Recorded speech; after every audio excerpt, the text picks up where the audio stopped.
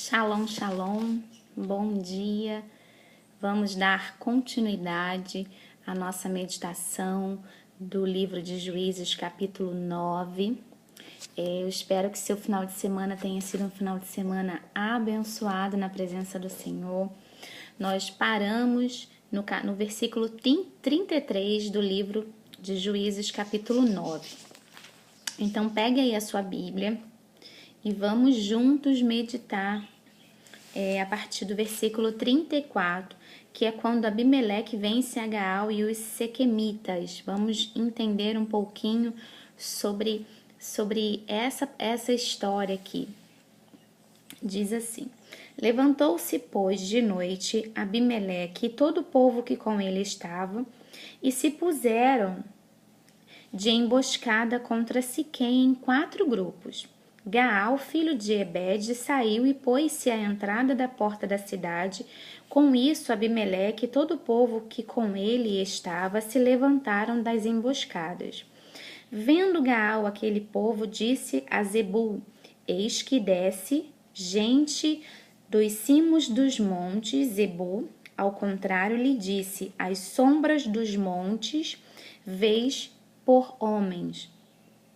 Porém, Gaal tornou ainda a falar e disse: eis ali desce gente defronte de nós, e uma tropa vem do caminho do carvalho dos adivinhadores. Então lhe disse Zebul: onde está agora a tua boca com a qual dizias: quem é Abimeleque para que o sirvamos?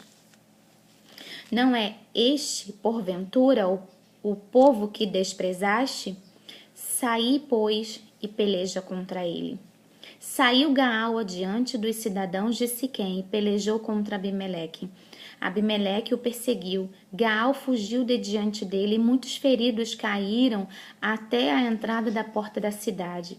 Abimeleque ficou em Arumá. Zebul expulsou a Gaal e seus irmãos para que não habitassem em Siquém. No dia seguinte saiu o povo ao campo. Disto foi avisado Abimeleque, que tomou seus homens e os repartiu em 3 grupos e os pôs de emboscada no campo.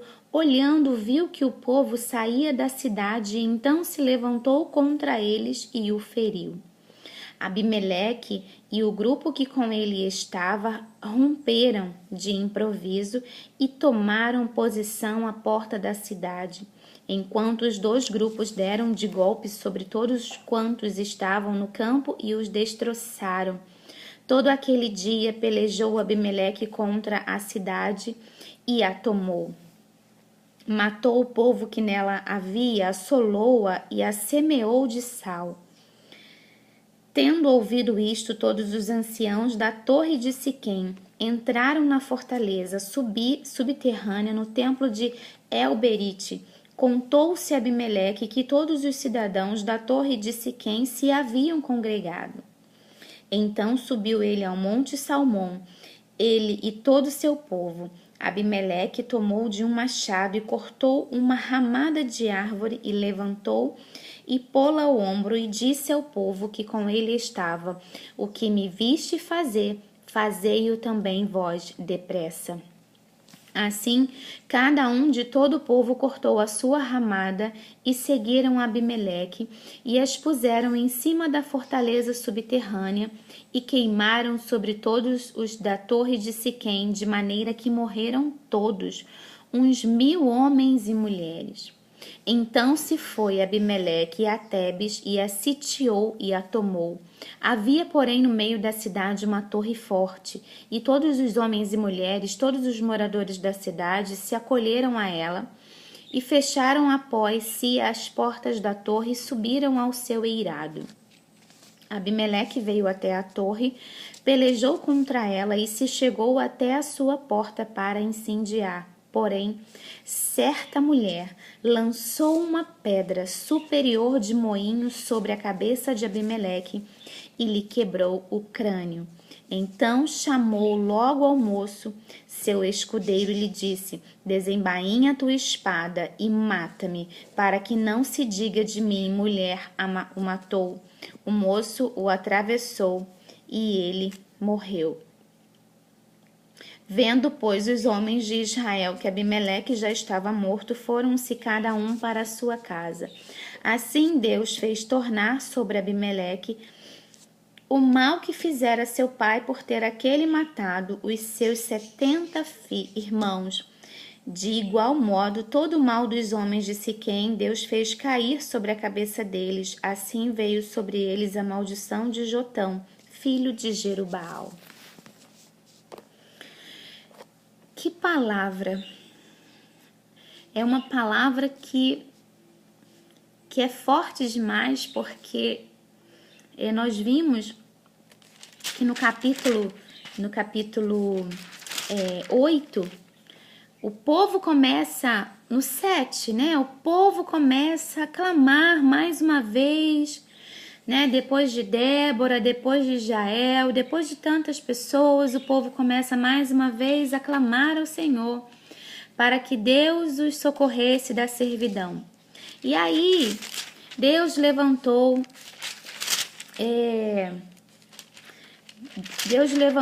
Jael, Débora, e depois veio a opressão pelos midianitas, e aí começou-se aqui no capítulo 6 o chamado de Gideão, quando ele fala: eu, Senhor, sou o menor da casa de meu pai, como que vou eu pelejar contra este povo? E aí a gente vai por versículo, para o capítulo 6, ainda Gideão já se levanta, porque Deus fala: eu sou contigo. Ele se levanta e ele destrói os altares de Baal. Então Gideão, com seus apenas 300 homens, vence ali a guerra, porque Deus não divide a glória dele com ninguém.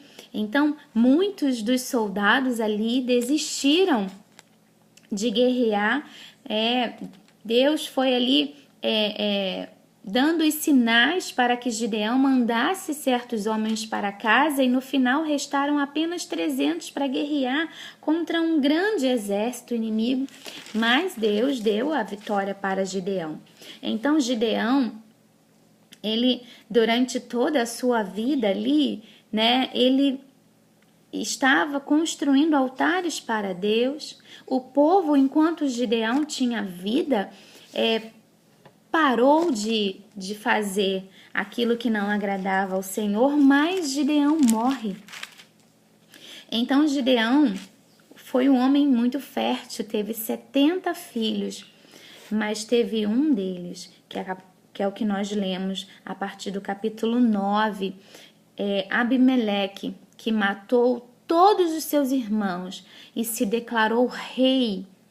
Sendo que aqui no capítulo 9, quando nós lemos na meditação anterior, nós vimos que Deus, no versículo 23 do capítulo 9, muito forte esse versículo, fala: e suscitou Deus um espírito de aversão entre Abimeleque e os cidadãos de Siquém, ou seja, o seu exército, para que a vingança da violência praticada contra os 70 filhos de Jerubaal, que era Gideão, viesse e o seu sangue caísse sobre Abimeleque. Então, se levanta aqui Abimeleque a matar tantas pessoas, porque ele se julgou rei, sendo que aqui no finalzinho do versículo do capítulo 9, nós vimos que ele foi vencido por uma mulher, com uma pedra.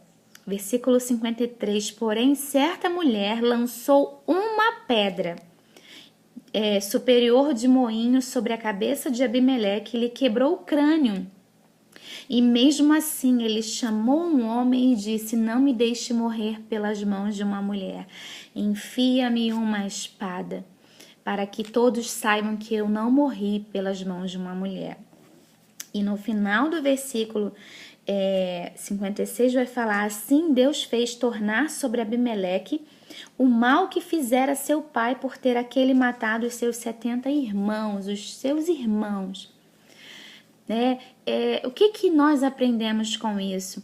É que toda colheita, toda plantação, tudo aquilo que nós plantarmos, tudo aquilo que nós semearmos, nós vamos colher. Olha, Abimeleque passou por um período em que ele se transformou rei, ele se intitulou rei, matou os seus irmãos e se intitulou rei. Depois ele foi matando, né, tantas pessoas porque ele era rei. Então, em determinado momento, Abimeleque se sentia o tal. Não, nada de ruim está me acontecendo. Mas uma hora a semente dele floresceu e veio aqui a sua morte pelas mãos de uma mulher. O que nós aprendemos com isso? É que não importa o tempo da colheita. Se nós plantarmos, um dia vamos colher. Então, se nós decidirmos hoje semear o bem, pode passar o tempo que for, mas nós vamos colher o fruto da semente que plantamos. Da mesma maneira, se semearmos o mal, pode-se passar muito tempo, mas nós vamos colher também do fruto da semente que plantamos. E não adianta a gente pedir misericórdia quando a gente começar a semear coisas ruins e lá na frente a gente pedir a Deus, Senhor, misericórdia. Não, é o fruto da semente. A palavra do Senhor diz, nos garante que toda colheita, toda semente tem a sua colheita. Então, decida hoje plantar fé, plantar amor, plantar paz, plante paz. Plante um espírito, semeie, não semeie contendas, semeie bênçãos, semeie um ouvido atento para ouvir as pessoas, seja apto em ouvir, tardio em falar. Que seja assim o nosso dia, um dia de meditação na palavra do Senhor. E aí eu te convido hoje a compartilhar essa palavra com alguém que você ama, com alguém que você considera que esteja necessitando de ouvir a palavra do Senhor. Na verdade, todos precisam ouvir a palavra do Senhor, né? Então, eu te convido a meditar nessa palavra, a compartilhar para que outras pessoas também visualizem, né, essa mensagem. Em nome de Jesus, fique com Deus, tenha um dia abençoado. Shalom, shalom.